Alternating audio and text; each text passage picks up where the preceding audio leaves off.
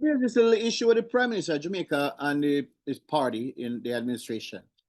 Have a problem with people, the other side of the political divide, saying that the massive reduction in crime we're seeing, and let's give the government credit, has been not because of the government, but because of the security forces.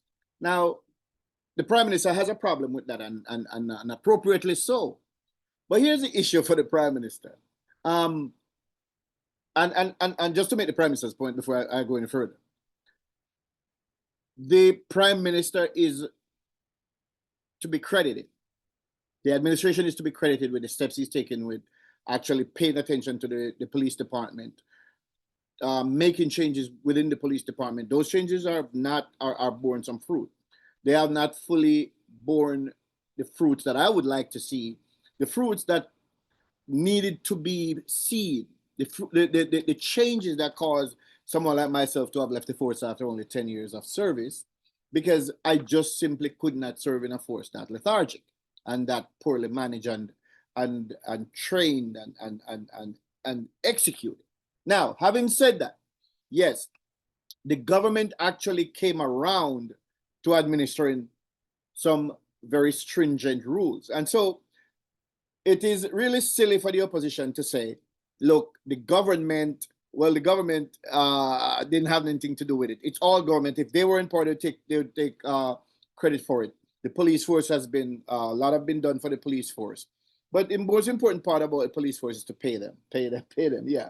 And train. The training is still lacking. I'm going to tell you. I see all this thing they had at this expo they had the other day with all of the fancy stuff they're doing. But a lot of that, we're not seeing that in the execution of police duties on the streets. And as a former law enforcement officer, I'll tell you, those still need a lot to be desired in terms of when they're making arrests and how they deal with crowd and how they deal with people. The officers deal with people who are preventing them from doing their duties. The officers are not proactive enough. They are not tough enough. They are not hard enough. But that's not the real reason why I engage you today. Here's the thing. The Prime Minister only came around, and I keep saying this, the Prime Minister came around, and some of these legislative changes that the Prime Minister may have made been made before the Haitian president was killed in his bed, in his home. Okay? But I continue to say that the unaliving of the Haitian president really brought the Jamaican Prime Minister around to recognize that we have a serious issue in Jamaica that cannot be rights-based away. This rights-based policing that the PNP advocates, this rights-based policing for criminals has never worked. And this is why year over year over year, even if we do not see an increase year over year, we see these astronomical homicide numbers that have plagued our country. Now, for those of you who know me, a lot of you know me, look at the bottom left-hand side of your screen. In the absolute left-hand side, you will see my name right there. Leave out the him, had a .com to that. Go to that website. That's MikeBeckles.com. Go to that website. For 15 years, there's 15 years of data, of blogs, really solid, well-researched articles on my website. Go look at that. I've been advocating for some of these tough changes that the Prime Minister and his administration have initiated and executed. Now, why am I doing this? I'm not here trying to blow my own horn. What I'm trying to say is, I have been saying for many, many, many years, this is the approach that must be taken for a country like Jamaica. Because most of the people who live in Jamaica, a lot of Jamaicans have traveled overseas and they see that they can't do certain things. And they live quite comfortably.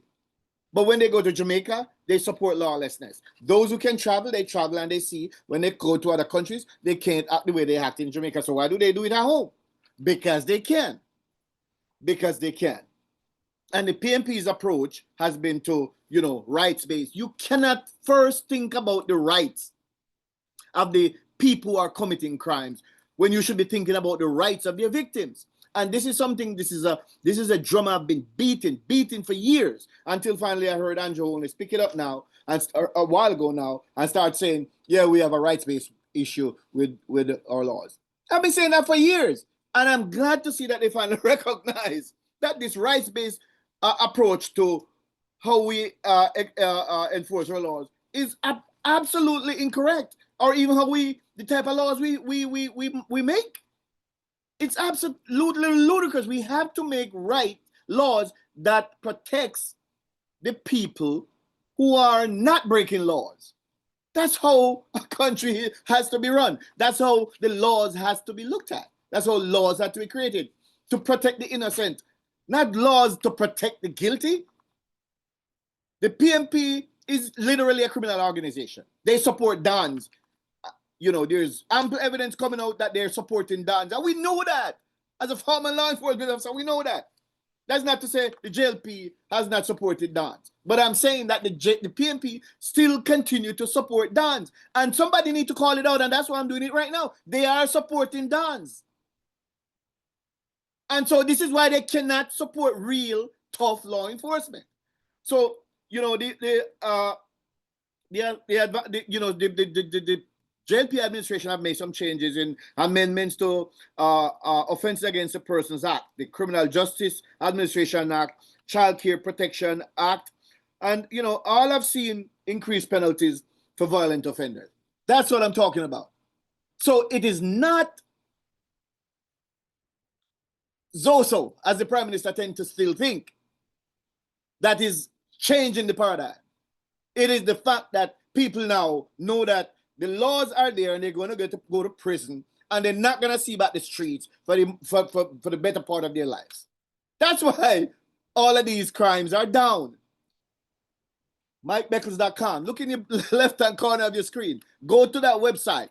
When you leave this video, go to that website and look. There is a wealth of information there, well-researched articles. Go look. It's not self-promotion. I guarantee you. I'm saying we've been saying this for years, and Michael Holness finally came around and started doing the right thing, because that's what has to be done. We could not continue on this rights-based approach to the laws we create and how we enforce the laws. So homicides, capital homicides, mandatory, 50 years before parole eligibility. That's how you do it. Multifaceted approach that includes law enforcement, legislative reform, community engagement, and international cooperation. Those are all critical issues that I've spoken about. This is how you approach crime. People ought to know that when they commit crime, they're going to jail. But how are you going to ensure that they go to jail if you do not have the law enforcement capacity to apprehend them? Not just apprehend the criminals, but to prepare good cases that can stand up to the rights-based court system that we have in Jamaica. So that needs to be revamped too, because some of the judges themselves see themselves as social workers. They're there, and all they do is sit on the bench and make excuses for criminals. They sit there and they make excuses for criminals. And they try to find all kinds of ways to let criminals back out onto the street. One of the things I hear them continue to talk about, and this is why these legislative changes are so important. This is why I have advocated incessantly and unapologetically for these changes, because these judges continue to use their positions to subvert the will of the people. The average person that you speak to want tough laws. They want laws that will put criminals behind bars. Judges let them out. And sometimes you have people arrested and charged for 5 separate homicides out on bail, and judges continue to tell you that, oh, well, bail cannot be punitive. Bail cannot be used against a person. Bail cannot be... no, well, here's what the Bail Act says. You can deny bail for somebody if they're likely to flee the jurisdiction, if they're likely to jump on a plane and you never see them again. You can deny them bail.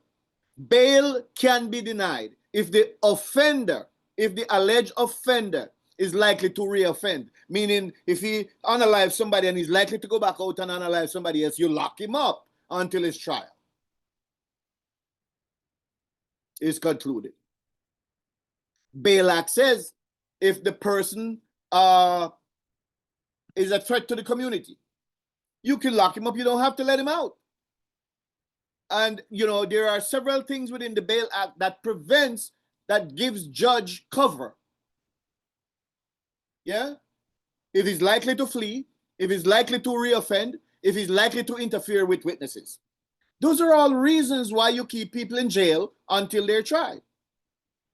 But society also has a responsibility, and whoever is in government have a responsibility to ensure a speedy trial.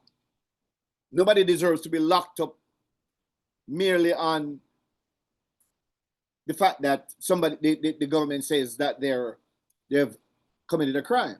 So yes, everybody is entitled to a speedy trial, but for certain categories of crimes, these judges should not get any leeway, and the law needs to be firm and strong so that they do not continue to subvert the legislative will of the people. This has been the Deep Dive. Folks, if you have not yet subscribed to this channel, you need to subscribe to this channel. You need to subscribe to this channel. You need to you need to share the videos, and you need to tell us how you feel. Share the videos, tell us how you feel, give us a like. We appreciate you. This has been and will continue to be the Deep Dive.